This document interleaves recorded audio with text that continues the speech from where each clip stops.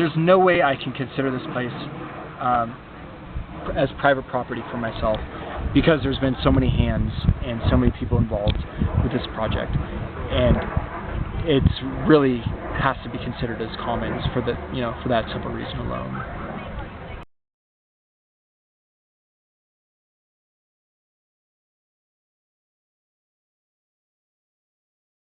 Okay, so permaculture systems are conceptually consist of a design that's based upon a zoning system that is of, like, you can look at it as concentric circles. Zone 0 being the place where the home life is, or the kitchen is. So here in Zone 0 is where most of the activities go, or are the human activities, and it's about creating healthy human ecology within the house, within Zone 0, addressing systems of authoritarianism or systems of hierarchy, I think, and so forth. Here are intentional community practices: no sexism, no racism, and no homophobia. Those are principles very important to us.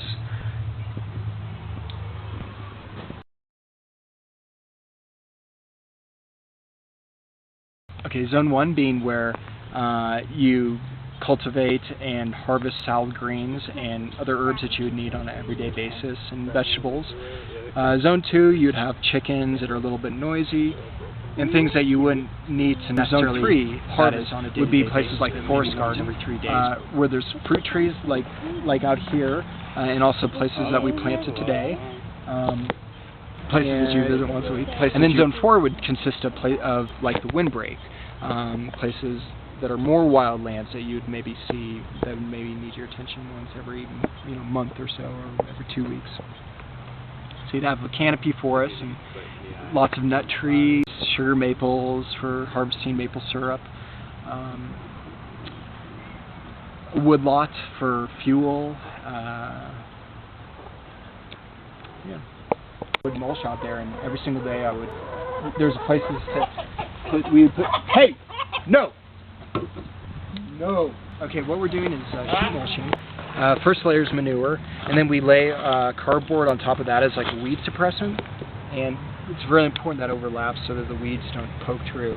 And then we lay more manure on top of this, and then we'll lay, so that kind of consists of the nitrogen aspect of the sheet mulch, and then on top of that we've done straw, but other places you can do wood, like we've done wood over there, which is the more readily available substrate that we have. So that's what we've chosen. That's probably what we're going to use, and it's probably better than straw because it breaks down less quickly than straw does. And we will also use it as a substrate for mushrooms. The chicken moat here has underground fencing on it that we use, that we've gone 2 feet across, 1 foot up, and that prevents rabbits from getting in the Zone 1 garden. Yeah, well, it'll actually come up to here, and then we'll go across to that.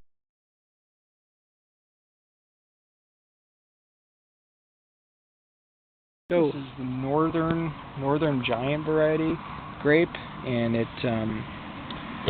we just planted it this year, and it's growing on using this as a trellis. The chicken moat is a trellis, and it has all these trifolium repens, white Dutch clover all around here. The white Dutch has all the white Dutch clover around here, which is nitrogen fixing, and it's a good bee plant. Attractive for bees too. Still gonna do bees? Yeah, we are. In a couple of years, probably like 4 years or something, when there's enough food. You gotta have flowers year-round blossoming for the bees to have food. But as soon as all these fruit trees flower out, there's going to be so much food for them. It's going to be really good honey too. I'm looking forward to doing that.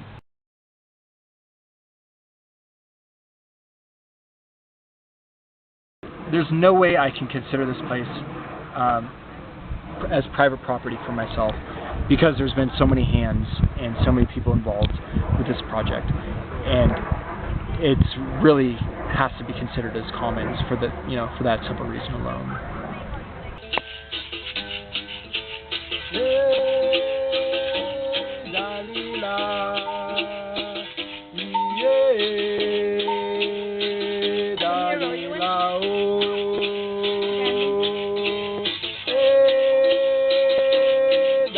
Ciao.